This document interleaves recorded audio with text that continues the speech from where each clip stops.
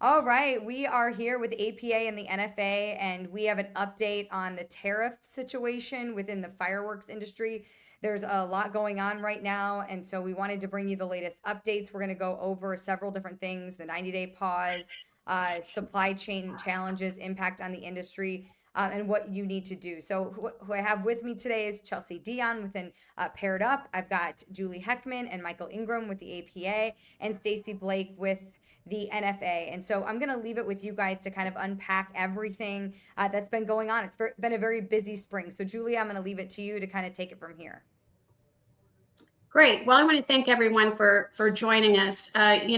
This partnership between the APA and NFA has just been incredible.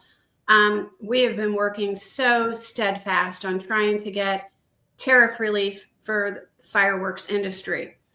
We had some welcome news on May 12th. President Trump did announce that there would be a 90-day pause on the reciprocal tariffs imposed on China while they continued trade negotiations. And so that's positive for the industry, because now we're looking at tariff rates as of May 14th. That's the effective date. But for display fireworks, the new rate is 32.4%. And for consumer, it's 35.3%. Now, these are basically the general common duty that the industry pays for display 2.4, but then the 30% tariff that came from the initial 20% and then the additional 10. So while these tariffs have been reduced, that's welcome, and we want to take advantage of the 90-day pause, but we're nowhere near where we want to be in terms of getting relief for the industry. I think we want to talk about the supply chain challenges, because that's the next phase that we are all dealing with. And I'm going to turn that over to Michael and Stacy to get us going in that area.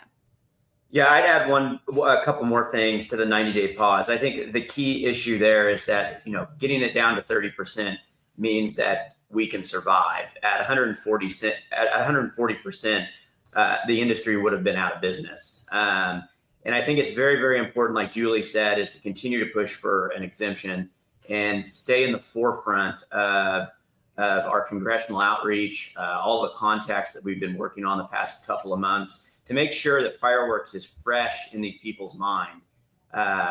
Because other businesses, other industries are fighting just as hard as we are right now to get special exceptions for their products. So I think for APA and NFA to continue the good fight on a day-to-day basis like we have been for the past couple of months is very important. From a supply chain standpoint, you basically had on the China side, you had basically a 2-week shutdown or 2-month shutdown of the entire country where production just halted for all goods. And so once the 30%, everything came back down to 30%, now all of a sudden you have all industries trying to get their product out of China. And so what that's going to lead to most likely, unfortunately, is ocean freight rate increases and capacity increases on these steamship lines. We haven't seen it yet. It looks like it might start to happen in June. So we'll just have to cross our fingers that we're not fighting both a tariff war or trade war and increased ocean freight rates and capacity issues. Yeah, I would agree and echo on Michael's update there. We appreciate, we've been working really hard, this group, and it's one of those things where we can't stop this fight, even with the 90-day pause, where it said we could take a breath. And now we've went back to changing our verbiage and changing our approach, but we have to stay on the top of the inbox with our legislators. And I know that we'll kind of get into that here in a little bit, but we want to continue this fight for the exemption for our industry. Like Michael said, we're able to start, we're able to survive at this point. There's still some hardships still going on, and there are people that have products still in China that it hasn't been shipped yet. So there will still be some shortages for this season as well. I know there were questions and concerns on the dates of which this executive order went into effect. I received a lot of questions about that. I know Julie's received questions about that. I think what the industry would recommend is that you reach out to your broker. They are going to have the most detailed information for you, and it's very important that you stay in communication with your broker. According to the executive order, it's said in the executive order that it's when the goods go into commerce. So, I would focus on that whenever you're taking a look at when you're filing your entries and the exact date of where those goods were in transit at the time. And again, we don't have those answers. We're not the experts when it comes to clearing product through U.S. Customs. And what does the executive order say compared to what is U.S. Customs stance on the situation? Those are really good points, Michael. Thank you for bringing that up, because it is difficult. I'm sure Stacy gets the same questions. The APA and the NFA, we are not custom brokers. We really need you to rely on the experts, and we'll help navigate the other processes, and in particular what we're doing for tariff relief. I think we should talk a little bit more about the current impacts that the industry is experiencing. We keep hearing there will likely be some product shortages impacting this 4th of July. But I know overall we're very, very concerned about the impact on 2026 and America's 250th anniversary, the impact of the loss of the production time. So, Michael, Stacy, I'd like to hear what you're hearing from your contacts in the industry, as well as overseas from our manufacturers. Yeah, I can jump in here and provide my opinion on the situation. I think you have two parts of this. You have when the tariff was escalating all the way up to the 140%. You had basically the entire industry shut down production and stop shipments, cancel shipments. And so you have a substantial amount of product that was planning to be here for this 4th of July that got canceled. And the problem that is leading to is capacity at the storage warehouses on the China side. And so right now, as this tariff rate has lowered to 30%, and some importers might make the decision to go ahead and ship goods out of China, it's still not ramping up production, because the factories have to have a place to go with the product. And now all the storage warehouses are busting at the seams with inventory. And so it's going to take some time to get that product out of the warehouses to free up capacity in the storage warehouses to where the factories have a place to go with the product. And so are we going to get to the heat shutdown in June, July, and August before we're really able to ramp up production? And I think the sentiment on the China side is hopefully we can squeeze in a few weeks of production prior to the heat shutdown. But we lost valuable time. And I would say that there's a lot of damage that has been done for 2026. Hopefully we can make that up in the fall. We'll just have to cross our fingers. Yeah, that's what we're kind of hearing on our side as well, Michael. It's just, we may not know the repercussions of this until in the next few months as well, if they can get product out. I know our international committee is working on this and trying to get some timelines for us, just moving forward, trying to start producing and getting factory workers back and starting that ramp up that production, as we do have a pause. But that could change at any moment, really. So, yeah, I think. Go ahead, Julie. Sorry. I think the uncertainty, when you said this could change at any moment, that's the pulse of the industry right now. The prolonged tariffs, regardless if it was 145 or if it's 30%, this has been a roller coaster or like a pinball machine where you just don't know what's going to happen next. And I know we're fighting so hard for a permanent exemption. And we're taking advantage of this 90-day pause to make certain we keep our message, our industry front and center.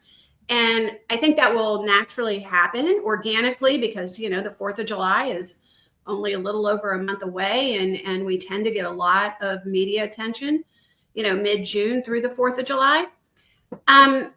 But I think it's the uncertainty that has been so problematic and frustrating, if you will, for the whole industry. How does a small business make decisions with this level of uncertainty? I think that's a great point, Julie. I mean, now it's certainly not the time for uncertainty either, because the average American outside of the fireworks industry thinks of fireworks as hyper seasonal, and from a consumer standpoint, they are. People 4th of July and New Year's, they're certainly being used more prevalently year round. But the display industry, specifically the entertainment industry side of things, is year round, and those products are utilized obviously in ball games, live entertainment, venues all across the United States. And to have uncertainty right now to plan ahead of the 2026 250th anniversary with the President Trump's 250th initiative is really challenging to plan when you have a 30% tariff in place. Because you got to think about these small towns, municipalities that have budgets, these large venues that are doing entertainment across the country. And how are they going to react to this tariff 6 months from now if it stays in place? And it's very, very hard to plan from a manufacturing standpoint, especially with display products, that are manufactured upwards of a year in advance. And so that does provide uncertainty. And like I said a minute ago, now is certainly not the time for uncertainty. No, I would agree with that. It's, both associations, our tariff team has been trying to be on top of it as much as we could. And, and we thank you, Paired Up, for really getting the message out on behalf of both of us very quickly, especially on the social media realms. And so it's one of those things, we are hoping that we'll get an exemption in 2019. But it's one of those, we've also encouraged on the consumer side of things that you kind of shop early. For the retailers that are watching this, there may be yes, we have fireworks for 2025, but going into this season, we may not have all of your favorites. There may be limited supply on some of those items. And going back to Michael's point, I know we're also in the display business as well. But some of these contracts just going into the 2026, the 250th, a lot of us already have contracts for next year. And it's one of those things where budgeting, they may not have as big of a show, but at this point, we're not really sure what tariff percentage we're going to be at. And so it's really hard to navigate this situation. Right. Well, I think, let's tell people what the next step is in our efforts together as the APA and NFA. We have recently updated our advocacy page. Through our tariff team and in consulting both, our lobbyists, we want to make certain we keep the pressure on during this 90-day pause. Congress has kind of switched gears. They're thinking about the budget, the reconciliation package, other things. We need to stay front and center. So we have updated our advocacy page with a modified letter. And I will say, when we did our first call to action, over 4,000 letters were sent to members of Congress. And we really applaud everybody who went in and used the system. It's so simple. All you have to do is add your name, address, phone number, and you can modify or customize, slightly modify the template letter that's there. And then you click send. This is really important for us. We want to encourage people to continue contacting the district offices. We can't emphasize enough how important it is to make this a local issue. It's great that these letters go to the DC, they go up to Capitol Hill, but your relationship as a constituent in the district office is so critical. And, I know Stacy and Michael are both in Missouri. I'll use Missouri as an example. It's a significant firework friendly state. We have a lot of industry there. And, when all those representatives are hearing from multiple small businesses, it makes a huge impact. So please reach out to the district offices, but we also need you to send these letters through our voter voice advocacy system. And the link is available on both the APA website and the NFA website. We're in this together and we're in it to win it, and we need your support. Yeah, thank you, Julie. This is, Congress will be headed home in the next week for the Memorial Day weekend. And so they'll have that week at home. This is the most important time to get a hold of your local districts. And I just want to applaud our members on both sides. They have been reaching out. They've been reaching out to Michael, Julie, if they ended up getting a meeting or an email, and we have been sending them letters from us as well and getting them the resources that they need. And we would love to do it for everyone. We want your letters as well. And that's part of our, we need letters on how this is impacting our members at every level. And so just to echo that again, your voice does matter. And this platform, it keeps hitting their inboxes through the letters you guys have been sending and our efforts. We have found great champions on the Hill, and we've got a great team really working. Our champions at the Hill, they really have been working for us. We know that we have been heard, and we have been told we have been heard. We may be just a $2.2 billion industry, but we're making a lot of noise up there. I think it's the most important thing that we've done, actually. I say, even though that Julie and I and Stacy are working 24/7 on this issue from both APA and NFA standpoint, it's you, the members, that have gone out there and spoken. And I know that Washington, D.C. has heard from y'all. And you need to keep the pedal to the metal and reaching out to your congressional leadership. And like Julie said, especially at your district offices, because I know they've heard you. I've had conversations with dozens of congressmen and senators, and they have told me personally that they have heard from our industry, and that even at the very top, when you're talking about somebody like USTR Jamison Greer, fireworks are at the top of his list as far as a product that should qualify for an exemption. So we just have to keep beating on the door until ultimately we get where we want to be. Yep. Staying persistent. That's our key right now. And so just keep those letters going, use voter voice. Also just go out to, house.gov and senate.gov, and you can also reach out, use the resources we provided on both of our websites. We have templates there, use those templates and then customize them yourself, but reach out to them. It really does matter. Julie, do we want to mention that the plan is about our summit that we plan to fly into Washington, D.C. just right after the 4th of July, why fireworks are fresh in everyone's mind, and get congressional leadership together, get hopefully some meetings with the White House, USTR Jamison Greer, perhaps the 250th coalition, and put together a summit and our plans with that. Yes. I mean, we were going to be up on Capitol Hill today. And it's funny because the president is there today. But we postponed that, knowing that during the 90-day pause, we weren't going to get the attention that we really needed. And, in our tariff team discussions and the guidance of our lobbyists, it was recommended we go right after the 4th of July.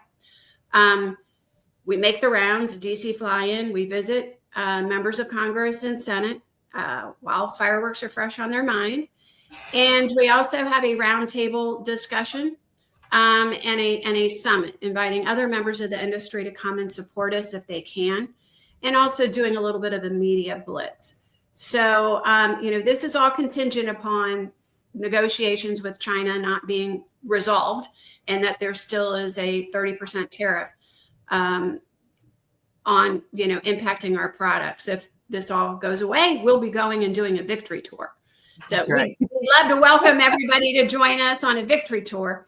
But the other thing we are putting together is we're going to put together some media talking points. We've been working on it jointly together, and then as things develop, we have to shift a little bit. We'll be getting a new one-pager fact sheet out that has to be modified since we've had the pause.